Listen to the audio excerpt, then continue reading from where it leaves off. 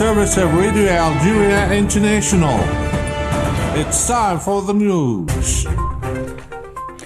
In today's top stories, the latest report on debt in Africa by the African Export-Import Bank. Algeria stands out in 2025 for its healthy financial position thanks to her rigorous debt management policy.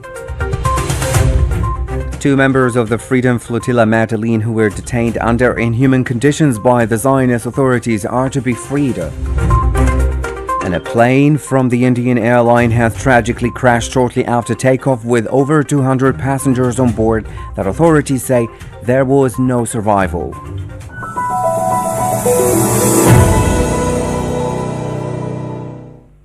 Hello and welcome on Radio Algeria International. I'm Jamal Slimani. The Secretary of State to the Minister of Foreign Affairs in charge of African Affairs, Bakhta Selma Mansouri, is taking part in the ministerial meeting to follow up the recommendations of the Forum on China-Africa Cooperation held on Wednesday and Thursday in Changsha, in the Chinese province of Hunan. This meeting is an important step towards strengthening coordination between African countries and the People's Republic of China on the mechanisms of implementing the Joint Action Plan 2025-2027, adopted on the fourth summit of the Forum in Beijing, and further promoting cooperation between Africa and China towards more effective partnerships in line with the development priorities of the African continent. In a speech delivered on this occasion, the Secretary of State stressed the importance of strengthening the political dimension of the Sino-African partnership by focusing on the implementation of the Forum's commitments and the creation of monitoring and evaluation mechanisms. Now, the General Union of Algerian Workers, UGTA, has taken part in the 113th session of the International Labour Conference, the decision-making body of the International Labour Organization, now being held in Geneva, Switzerland. The details with Amina Borisha. Organized on the margins of the 113th session of the International Labour Conference, this high-level event marks the World Day Against Child Labour 2025 with the launch of the ILO-UNICEF joint report on the latest global estimate of child labour. On the occasion, the UGTA Secretary-General Mr. Taqjout hailed Palestine's admission to the ILO as a major achievement and noted Algeria's active role in committees on health, climate and standards.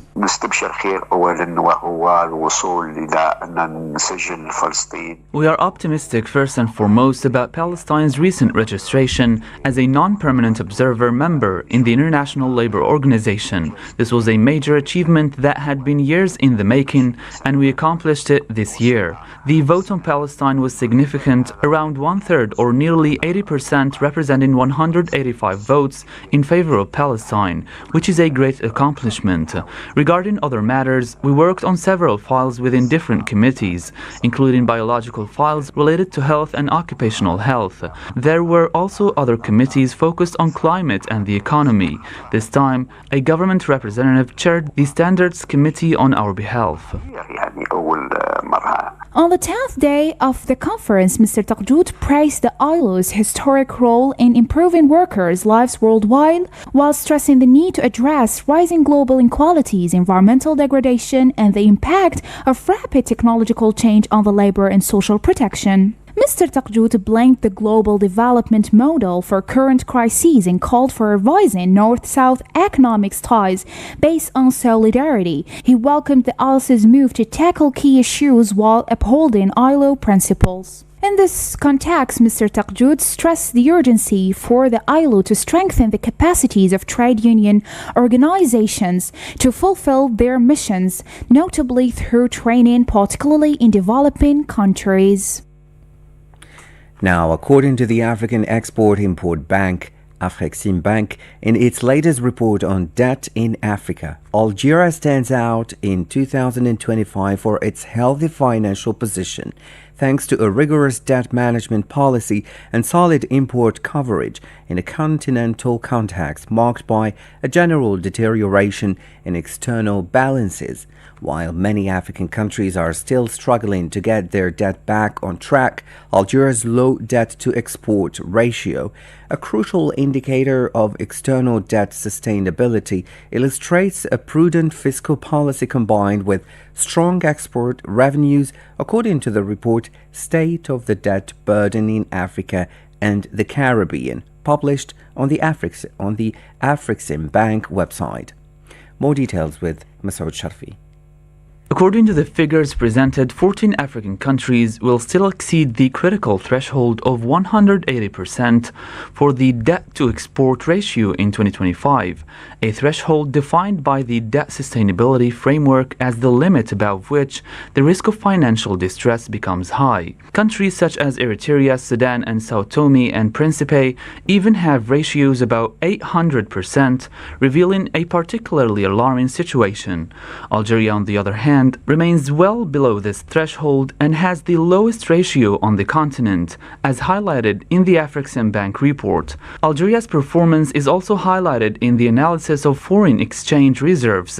According to the report, Algeria is among the most resilient countries in Africa, with nearly 17 months of import coverage projected in 2025, well above the IMF's recommended threshold of 3 months since 2000. On average, reserve adequacy in Africa has remained about this benchmark threshold over the past 2 decades, but the situation is deteriorating. While average coverage exceeded 10 months between 2005 and 2007, it fell to 4.5 months in 2023 and is expected to decline to 4.3 months in 2025. According to Afrexim Bank, only 28 African countries are expected to exceed the 3-month threshold in 2025. Conversely, countries such as Zimbabwe, Benin, and Congo are expected to have less than 1 month's coverage, exposing their economies to a high risk of balance of payments crisis. To strengthen external resilience, Afrexim Bank recommends that African countries prudently manage reserves, diversify reserve assets, and broaden the export base to include high value-added and less volatile sectors. In recent hours, there have been significant developments in the case of the activists detained after the interception of the Madeleine ship by Israeli forces as part of the flotilla Freedom. In recent hours, the human rights organization Adela has confirmed that French members of European Parliament Rima Hassan and Brazilian activist Tiago Avila will be released shortly after being detained by Zionist authorities during the interception of the Madeleine ship, part of the Freedom Flotilla, in international waters. This detention was illegal from a legal point of view. The Zionist operation against the flotilla, which was attempting to break the blockade of Gaza, has been criticized by governments and civil organizations, although some activists have already been deported, including Greta Thunberg. Several remain detained in inhuman conditions. Adela and other organizations have reported that the detainees were deprived of sleep, subjected to isolation, and given very limited access to water and food. Meanwhile, the Samud or Resilience Convoy continues its journey to the Gaza Strip with the participation of a number of activists seeking to break the blockade imposed by the Zionist occupation on Gaza. The convoy now is in the Libyan territories, carries people from Maghreb countries, including Algeria. The official spokesperson for the Samud or Resilience Convoy, Marwan Bengataya, said that the convoy is an answer to the humanitarian outcry of the Palestinian people. We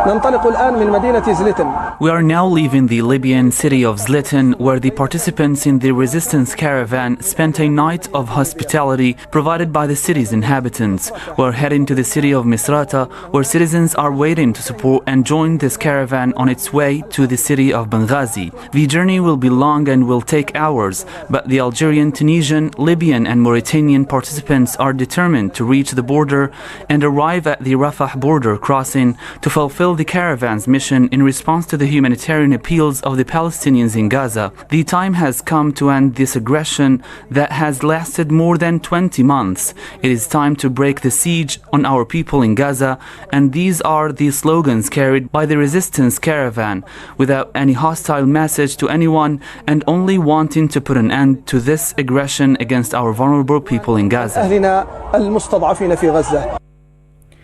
The United Nations Relief and Works Agency for Palestine Refugees UNRWA has once again criticized the model for distributing humanitarian aid in the Gaza Strip, describing it as humiliating. Said Bouazi has more details in this report.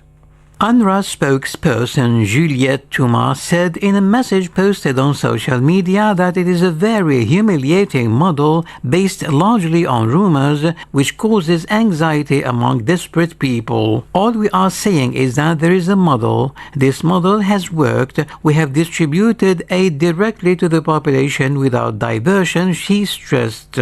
She added that the UN, including UNRWA, has set up a coordinated system in Gaza with 400 distribution points. This system must be restored to reach people safely, efficiently, and with dignity. Last week, UNRWA had already stated that the American Zionist model of distributing humanitarian aid in Gaza tends to promote the death of people, emphasizing that the only way to distribute aid on a large scale and safely to the people of Gaza is to go through the United Nations, including UNRWA. Since the beginning of the Zionist aggression against Gaza on 7th October 2023, UNRWA has been subjected to all kinds of pressure from the Zionist entity, which now prohibits it from continuing its humanitarian work in the occupied Palestinian territories. Since the end of May, more than 100 Palestinians have been killed and hundreds more wounded in shootings by the Zionist occupation army against aid distribution centers in Gaza.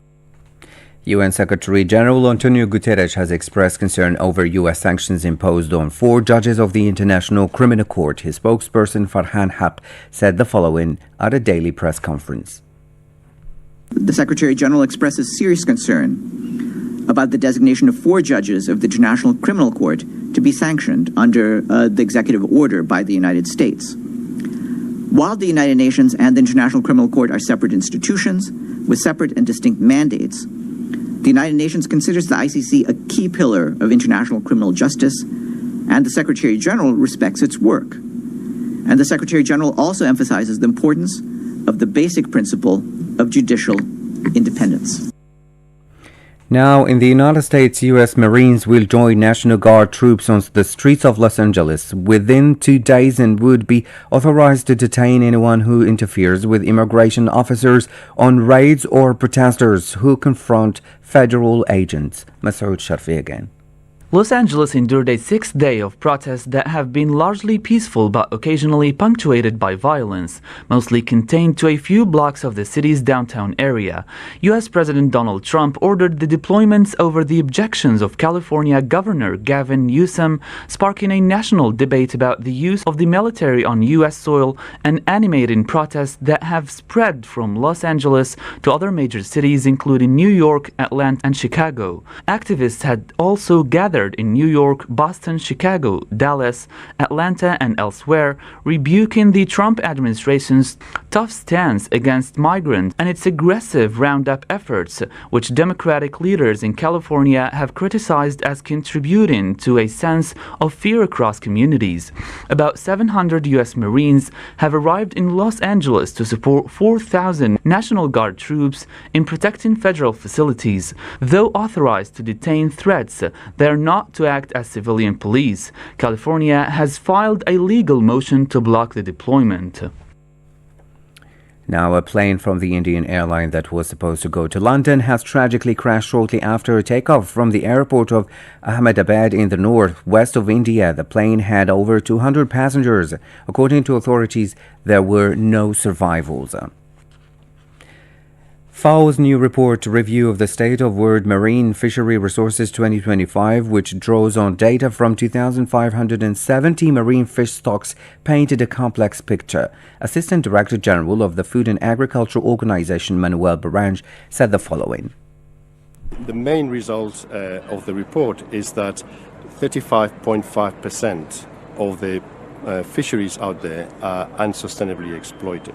That means that out of 100 fish stocks, all treated equally, 35 of them are overexploited, and there are very different patterns that we see in different regions. In Canada, the US, the Pacific side, more than 90% of the stocks have been sustainably exploited.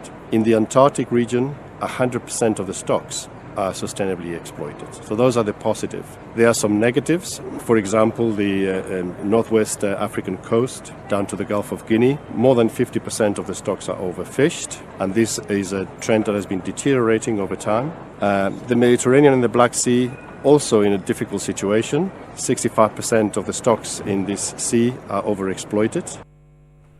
You're still listening to Radio Algeria International. Stay tuned.